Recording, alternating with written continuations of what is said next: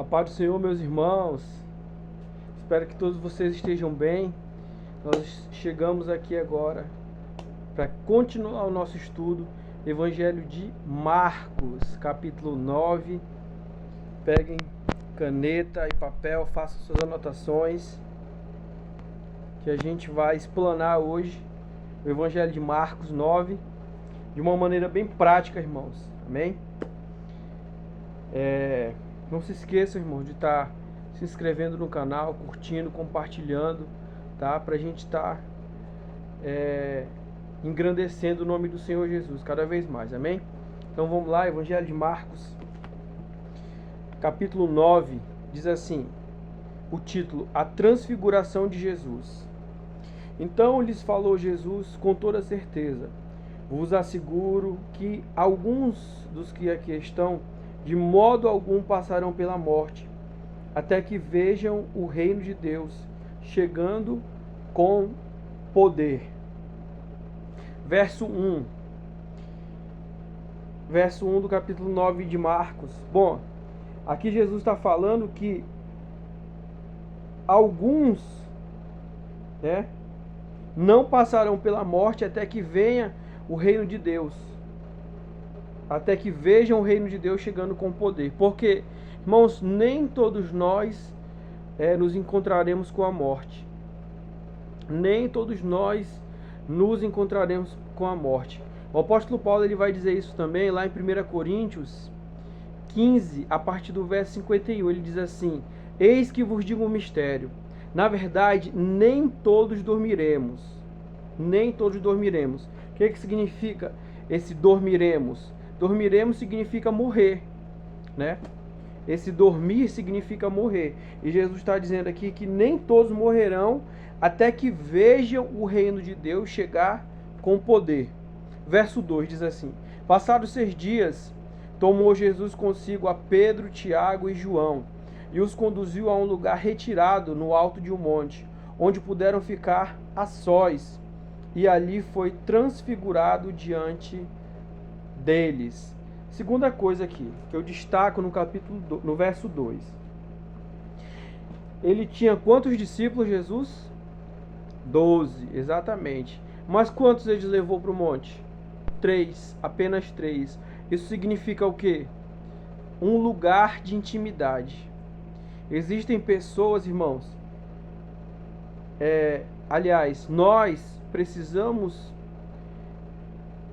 ter consciência de qual é o nosso lugar, em relação no relacionamento com Jesus. Qual é o nosso lugar no relacionamento com Jesus? Porque muitas vezes, irmãos, nós estamos no meio da multidão. Muitas vezes nós achamos que somos discípulos, mas nós estamos no meio da multidão. O que significa isso, pastor? Está no meio da multidão. Esse relacionamento de multidão significa pessoas que elas estão ali apenas para receber de Jesus. Elas não estão ali para servir o Senhor Jesus. Elas estão ali apenas para receber, para serem servidas pelo Senhor Jesus.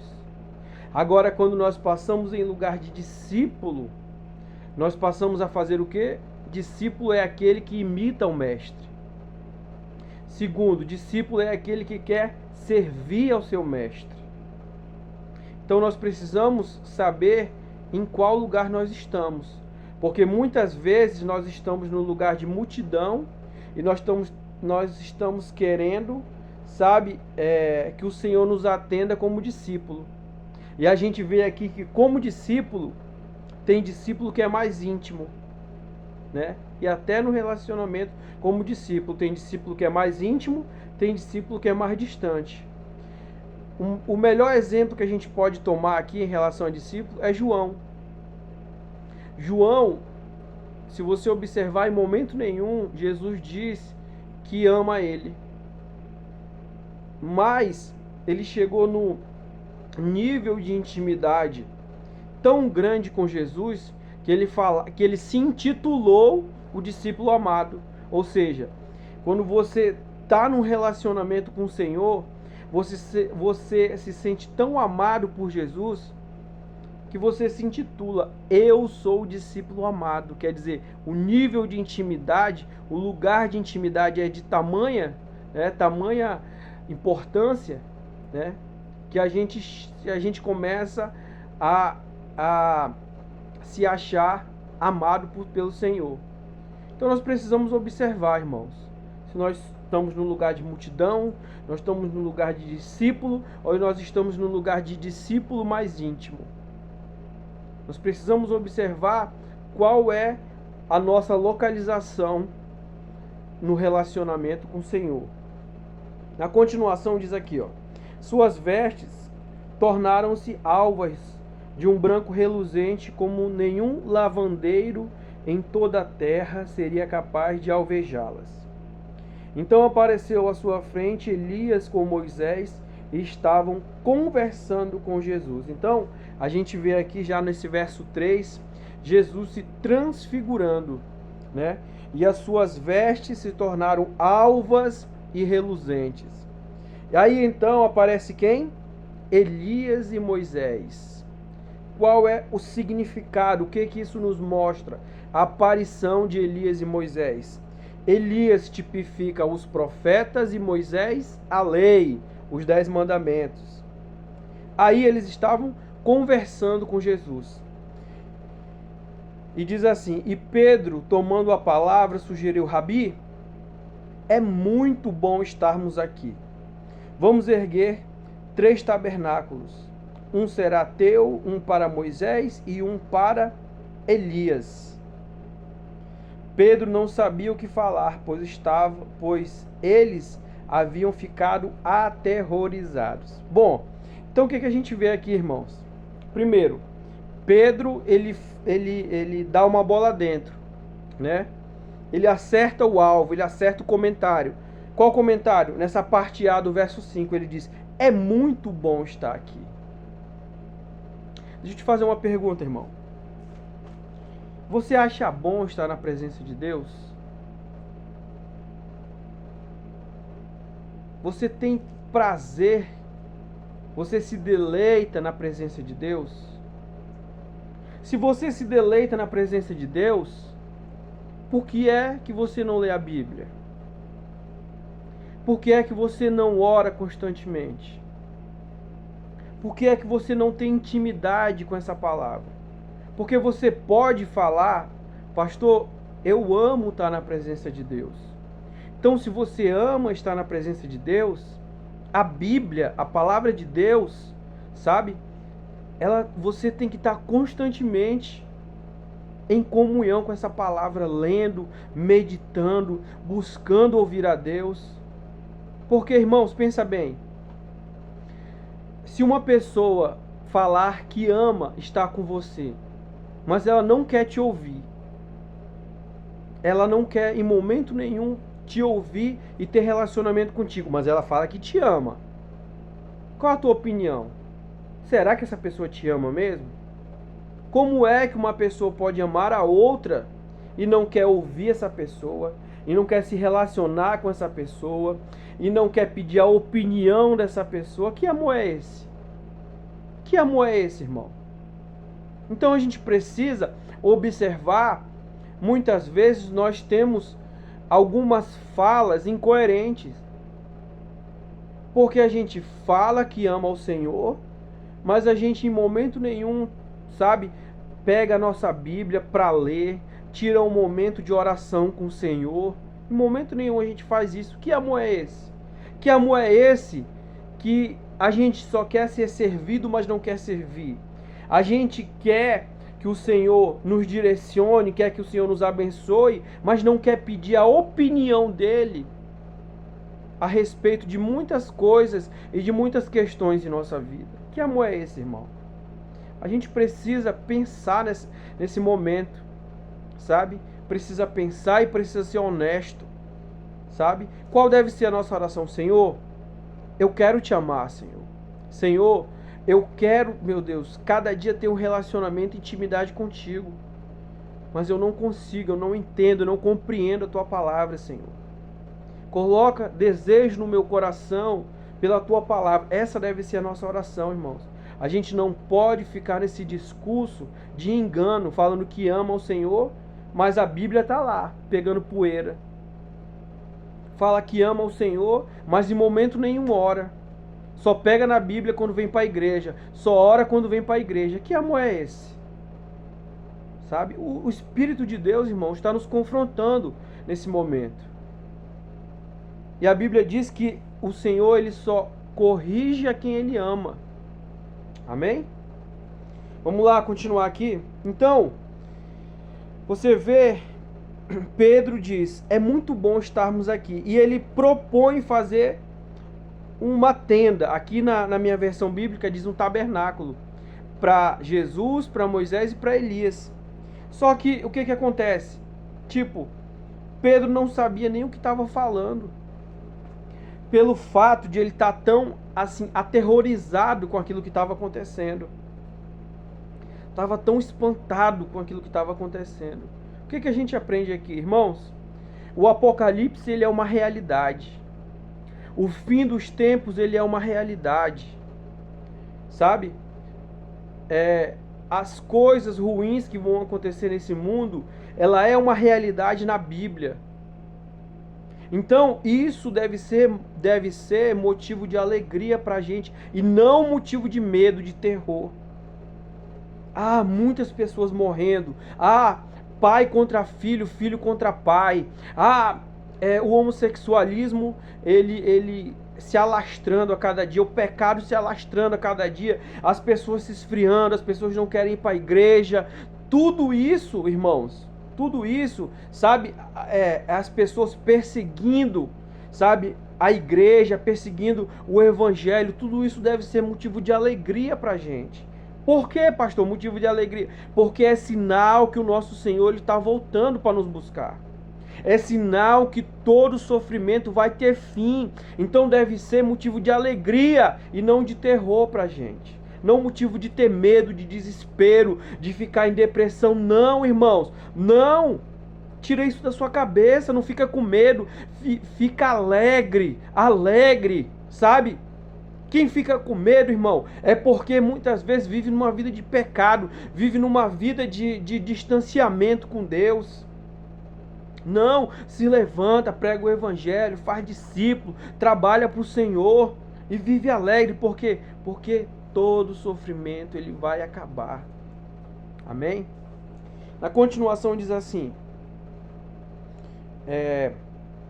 verso 7. Em seguida surgiu uma nuvem que os envolveu, e dela soou uma voz que declarou: Este é meu filho amado, a ele dai ouvidos. O que significa?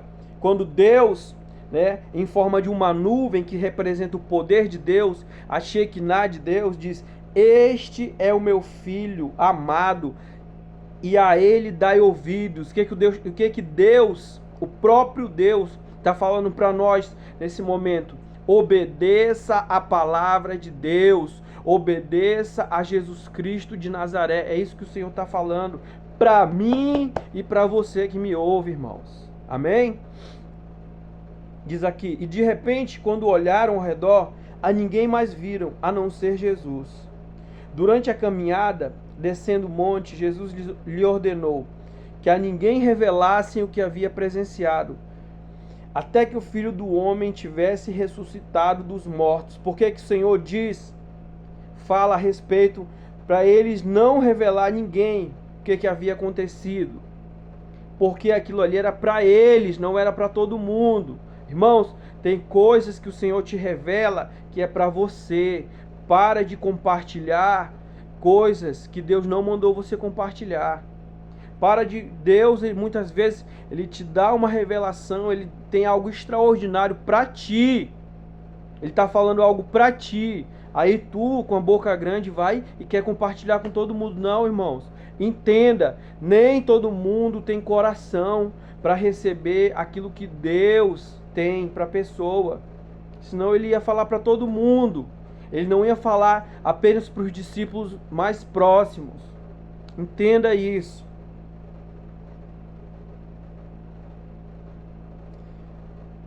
eles mantiveram esse assunto exclusivamente entre si, mas comentavam sobre qual o significado da expressão ressuscitado dos mortos. Então questionaram-lhe, por que os mestres da lei afirmam que é preciso que Elias venha primeiro? E Jesus lhes esclareceu, realmente Elias vindo primeiro restaura todas as coisas. Agora, porque está escrito também que é necessário que o Filho do Homem sofra penosamente e seja rejeitado com desprezo. Pois eu lhes digo, Elias também já veio e fizeram contra ele tudo o que desejaram, como está escrito a respeito dele. Quem é esse Elias? Elias não é o Elias do Antigo Testamento, irmãos. Esse Elias que Jesus se refere aqui em Marcos 9 é João Batista, que veio na mesma unção de Elias. E aqui diz que ele veio primeiro e restaurou todas as coisas. O que isso significa? Ele veio preparando o caminho, né, para a vinda de Jesus. Ele veio preparando o caminho para o retorno, aliás, para a vinda de Jesus, não para o retorno, mas para a vinda, né? Quem está preparando o caminho para o retorno somos eu e você, quando nós servimos ao Senhor e pregamos a sua palavra. Assim que chegaram onde estavam os demais discípulos, observaram um grande aglomerado de pessoas ao redor deles, e os mestres da lei discutindo com eles. Logo que a multidão percebeu, Jesus, tomada de surpresa, correu para ele e o saudava. Então Jesus dirigiu a palavra aos escribas e os inquiriu: o que discutíeis com eles? Contudo, um homem no meio da multidão replicou: Mestre, trouxe-te o meu filho, que está tomado por um demônio que o impede de falar. Olha aqui, ó. Um homem que de forma eficaz, sabe? Ele fez uma análise correta da situação. Meu filho, o problema do meu filho é espiritual. Tem um espírito imundo que o impede de falar. Nós precisamos buscar o discernimento do Senhor, irmãos. Se as questões que se apresentam diante de nós, os problemas que vêm contra a gente, qual é a origem deles? Se é espiritual, ou se é emocional, ou se é físico.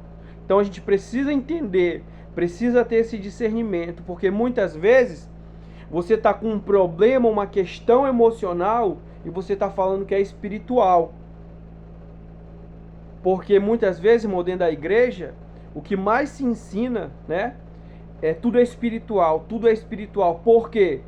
Porque realmente é o mundo espiritual que determina sobre todas as coisas. É o mundo espiritual que determina sobre o físico e o emocional. Mas ele não é a origem de tudo. A gente precisa entender isso. Ele não é a origem de tudo. Então, nós precisamos ter discernimento. O apóstolo Paulo, em 1 Coríntios 2,15, ele vai dizer: o homem natural não compreende as coisas do Espírito, porque ele parece loucura, mas o espiritual discerne bem todas as coisas, e de ninguém é discernido. Porque quem compreendeu a mente do Senhor para que possa instruí-lo? Porque nós temos a mente de Cristo. O que é a mente de Cristo? O Espírito Santo. Então, nós precisamos ter uma mente espiritual, ter um discernimento espiritual, para a gente saber se é realmente espiritual, ou se é emocional, ou se é apenas físico. Amém? Porque quando fala de mente espiritual, é como se fosse a percepção mais... É a percepção mais elevada que o ser humano pode ter.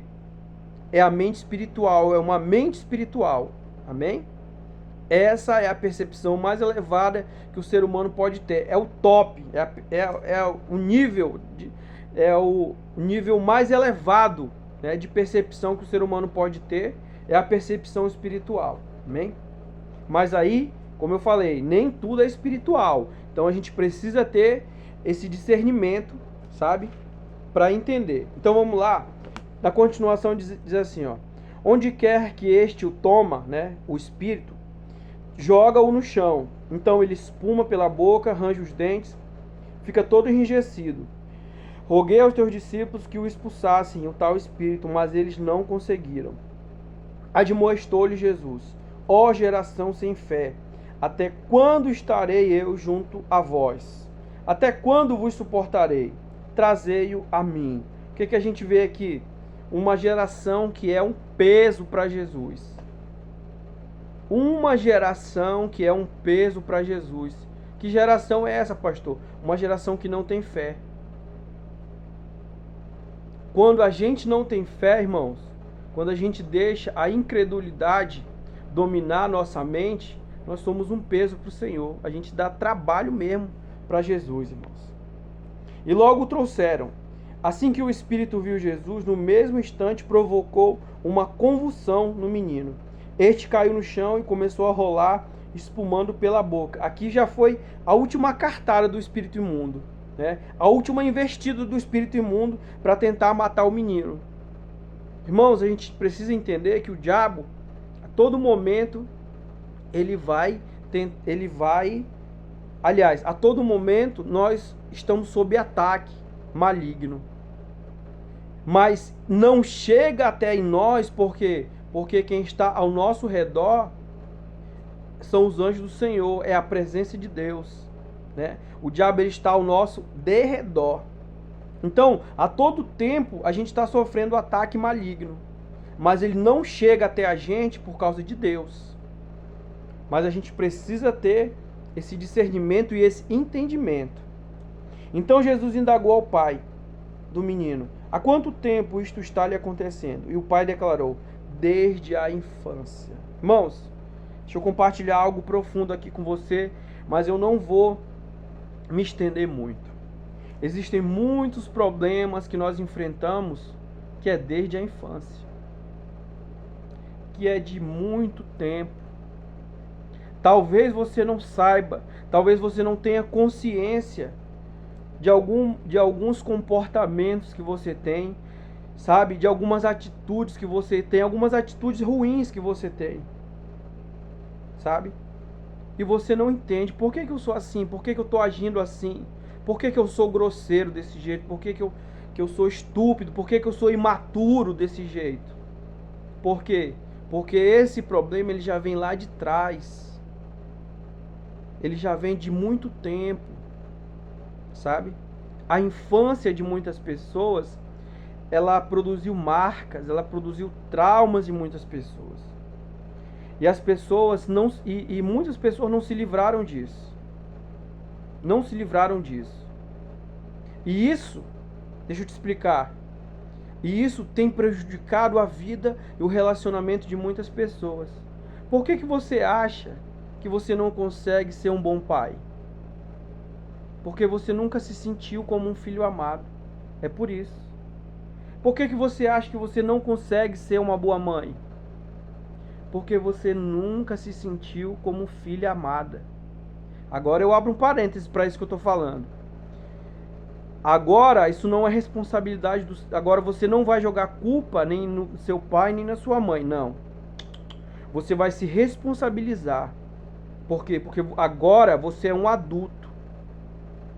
Escute isso que eu estou falando.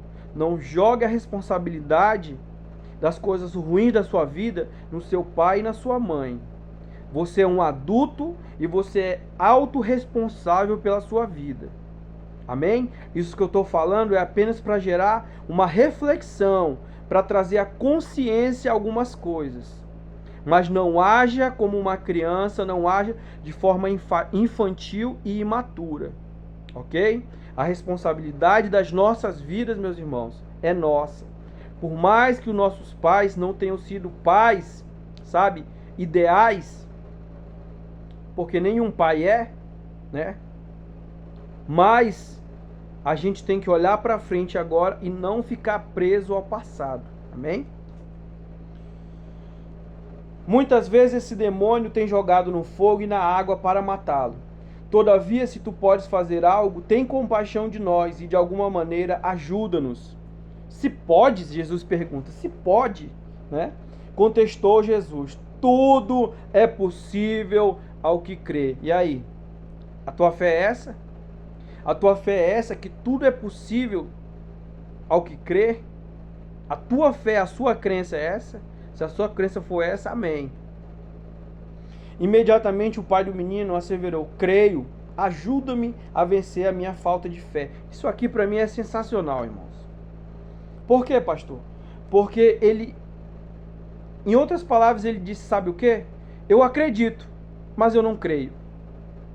Então, Jesus, eu acredito, mas assim, eu acredito não acreditando. Eu creio, mas eu não creio muito, entendeu? O que é isso? Reconhecimento. Ele reconheceu a sua fragilidade. Qual era a sua fragilidade? Falta de fé, incredulidade. Se eu te perguntar nessa manhã, qual é a tua fragilidade? Você reconhece para o Senhor qual é a tua fragilidade? Porque o Espírito Santo de Deus, ele fala para nós nessa manhã, reconheça a sua fragilidade. Ah, pastor, eu preciso reconhecer para quem? Para quem esse homem reconheceu a incredulidade dele? Para Jesus. Irmãos, o Senhor, ele só é solução para aquilo que nós reconhecemos que é um problema na nossa vida. O Senhor Jesus, ele só é a solução para aquilo que nós reconhecemos que é um problema na nossa vida. Ele não vai agir naquilo que a gente não acha que é problema. Muitas vezes você é um marido grosseiro, você é um marido estúpido, você é um marido que só grita, sabe? Agressivo. E para ti isso não é um problema. E aí, tu acha que Deus vai agir nisso aí? Não. E você muitas vezes, mulher, você é da mesma forma. E você acha que Deus vai agir nisso aí? Não age, irmão. Se você não reconhecer que isso é um problema, não age. Se você não reconhecer que você é um pai grosseiro, que você é uma mãe grosseira, o Senhor, ele não age para transformar nisso aí, não. Ah, pastor, ele age sim. Não age. Não age, querido. Eu vou te mostrar com uma base bíblica. Apocalipse capítulo 3, verso 20. Olha o que Deus vai dizer para a sua igreja. Eis que estou à porta aí e bato. Ele está falando para quem? Para ímpio? Não, ele está falando para a igreja, para os servos dele. Eu estou à porta e bato. Se alguém abrir a porta, eu entrarei e cearei com ele e ele comigo. O que significa isso? A porta da mudança na nossa vida, quem abre somos nós para o Senhor entrar. A porta de transformação na nossa vida, quem abre somos nós. E aí?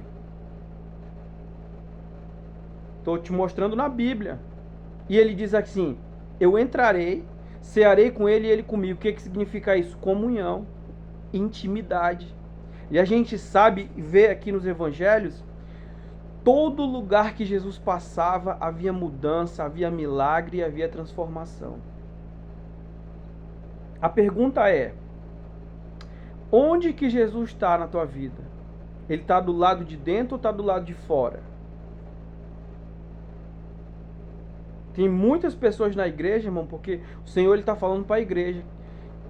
Em outras palavras, ele diz, eu estou do lado de fora da vida de vocês.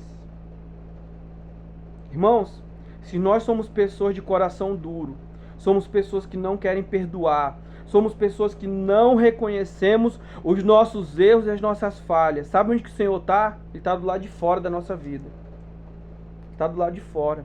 Se nós somos pessoas imatura, infantil, e a gente não reconhece isso, o Senhor está do lado de fora da nossa vida. O Senhor está do lado de fora, por mais que você fale, por mais que você chore, por mais que haja a bênção de Deus sobre a tua vida, Ele está do lado de fora. Ele está do lado de fora, Ele não está do lado de dentro. Porque bênção, prosperidade material, não tem nada a ver com salvação. E o mais importante de tudo é a salvação, pode ter certeza disso. Então vamos lá. Percebendo que o povo estava se ajuntando, repreendeu o espírito imundo, determinando, espírito imundo, espírito mudo e surdo, eu te ordeno, deixe este jovem jamais e o tomes novamente. Então o demônio berrou, agitou o jovem violentamente e o abandonou.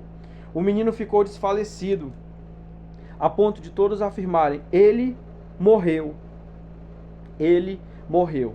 Entretanto, Jesus, pegando a mão do menino, levantou e ele ficou em pé. Mais tarde, quando Jesus estava em casa, seus discípulos o consultaram em particular. Por que razão não fomos capazes de expulsá-los? E Jesus lhes advertiu: essa espécie de demônio só é expelida com oração e jejum. Então, libertação, a gente tem que estar preparado. Oração e jejum. Não é de qualquer forma, né? Eles partiram daquele lugar e atravessaram a Galileia. E Jesus evitava de que qualquer pessoa soubesse onde se achavam, pois estava dedicado ao ensino dos seus discípulos. Eles revelavam: o Filho do Homem está prestes a ser entregue nas mãos dos homens. Eles o matarão, mas 3 dias depois ressuscitará. Todavia, eles não conseguiam entender o que ele desejava comunicar, mas tinha receio de inquiri-lo a este respeito. Então, irmãos, aqui, ó. Jesus, ele não queria que a multidão soubesse a respeito da sua morte e ressurreição. Foi o que eu falei agora há pouco. Tem coisas, irmãos, que o Senhor... Desculpa aqui, coloquei a mão na frente. Tem coisas, irmãos, que o Senhor, ele quer ensinar apenas aos seus discípulos. Ele não queria que a multidão achasse ele, porque aquele ensinamento era direcionado apenas para os discípulos, a respeito da morte e ressurreição. E eles não entendiam por quê. Porque, irmãos, rapidamente aqui, no entendimento deles, Jesus iria vir como um chefe, um líder político. Não viria como o Messias, como, sabe, como o libertador, né, no sentido espiritual, no sentido de salvação. Na cabeça deles, ele viria como um líder político. Então, eles não entenderam o que Jesus estava ensinando, né? Exatamente porque o pensamento deles a respeito do Senhor era outro. Então vamos lá. Então chegaram a Cafarnaum. Quando já estava em casa, indagou-lhes sobre o que discorríeis pelo caminho. Eles, porém, ficaram em silêncio, porque no caminho haviam discutido sobre quem era o maior. Assentando-se, Jesus reuniu os 12 e lhes orientou: se alguém deseja ser o primeiro, será o último, o servo de todos. Olha aí, ó, o ensinamento pra gente. Se alguém quer ser o primeiro, quer ser o maior, esse tem que servir a todos. E conduzindo uma criança, colocou no meio deles e, tomando-o nos braços, revelou-lhes: quem recebe uma destas crianças por meu seguidor, do mesmo modo estará a mim recebendo. E qualquer que me recebe, não está apenas me recebendo, mas igualmente aquele que me enviou. Contou-lhe João: mestre, vimos um homem que em teu nome estava expulsando demônios e procuramos impedi-lo, pois afinal ele não era um dos nossos. Não os impeçais, ponderou Jesus. Ninguém que realize um milagre em meu nome é capaz de falar mal de mim logo em seguida. Portanto, quem não é contra nós está a nosso favor. Com certeza vos asseguro, qualquer pessoa que vos der de beber um copo de água pelo fato de pertencerdes a Cristo, de maneira alguma perderá a sua recompensa. Vamos lá. Está quase no final, irmão, já. Se alguém fizer tropeçar um destes pequeninos que creem em mim, seria melhor que fossem lançados no mar como uma pedra de asno amarrada ao pescoço. Se tua mão te fizer tropeçar, corta, pois é melhor entrares para a vida mutilado do que possuindo as 2 mãos, e ires para o inferno, onde o fogo que arde jamais aferrece. O que significa isso? Que o Senhor, ele quer um povo aleijado? Não. Está falando, se o teu pecado, sabe, ele é praticado através das tuas mãos, que você coloque um freio, que você dê um jeito de refrear esse pecado. É isso que ele está falando, né? Identificar, né? E parar de pecar. Naquele lugar, os teus vermes devoradores não morrem e as chamas nunca se apagam. Jesus está falando aqui a respeito do inferno, né? E se o seu pé te fizer tropeçar, corta-o, pois é melhor entrar-te para a vida aleijado do que tendo os 2 pés seres lançado no inferno. Mais uma vez, é a mesma coisa, se aplica à questão do membro, né? Se tua mão te faz pecar, corta ela fora, quer dizer, coloca um freio nisso aí. Tu sabe que é a tua mão que te faz pecar, coloca um freio nisso aí. Se tu sabe que é o teu pé que está te conduzindo ao pecado, coloca um freio nisso aí, para de pecar. Onde o teu verme não morre e o fogo é inextinguível. E ainda se um dos teus olhos te leva a pecar, arranca-o. É melhor entrares no reino de Deus com apenas um dos teus olhos do que possuindo os 2 olhos serem atirados no inferno. Naquele lugar, os teus vermes devoradores não morrem e as chamas nunca se apagam. E aqui chegamos no final. Pois todos serão salgados com fogo. O sal é bom, mas se o sal perder seu gosto, como restaurar as suas propriedades? Tendo bom sal em vós mesmos e viver em paz uns com os outros. Então ele diz, né? O título desse final aqui, que são os cristãos são o sal da terra, ou seja, nós somos responsáveis para adicionar sabor à vida das pessoas, né? A gente adiciona o sabor, mas a gente não tem destaque. Por quê? Porque num churrasco ninguém vai elogiar um sal, vai elogiar a carne. Amém? Então que o Senhor, Ele aperfeiçoe a boa obra que Ele iniciou sobre as nossas vidas, irmãos. Amém? Que eu e você sejamos sal da terra, que eu e você possamos contribuir com a vida dos nossos irmãos, mas jamais queira ser o destaque, queira ser, sabe, o centro, né? O centro de todas as coisas, amém? Vamos orar. Pai, nós te damos graça nessa manhã. Pai, que o Senhor venha abençoar cada um, meu Deus, a cada inscrito, a cada pessoa que tem visualizado esse estudo, que teu Espírito Santo, meu Deus, possa fazer arder, Senhor, a chama, Senhor, da tua presença, Pai, sobre a vida do teu povo. Meu Deus, da sede da tua palavra, da fome da tua palavra, Senhor. Pois a tua palavra mesmo diz, Senhor, que chegarão os dias que o povo terá fome, mas não de pão, sede, mas não de água, mas de ouvir a tua palavra, Senhor. Deus, que a gente aproveite, meu Deus, a oportunidade que o Senhor nos conceda. Que teu Espírito Santo possa nos encher da tua presença, tirar da nossa mente a preocupação, a ansiedade, Senhor. Tudo aquilo, meu Deus, que quer tomar o teu lugar nas nossas vidas. Eu abençoo a cada um, em nome de Jesus. Amém. E amém. Aqui a gente finalizou Marcos 9, meus irmãos. Curta, se inscreva, compartilhe, amém? Assista, faça suas anotações. Lembrando, irmãos, que tem capítulos que são grandes e não tem como eu explanar tudo, né? Mas que você faça as anotações aí, que você consiga aí ler com calma e entender, né? Porque aqui não é, eu não vou fazer um estudo profundo, não. Aqui é um estudo, sabe? A gente vai explanar de forma prática. Amém? Deus abençoe vocês. Fiquem todos com Deus.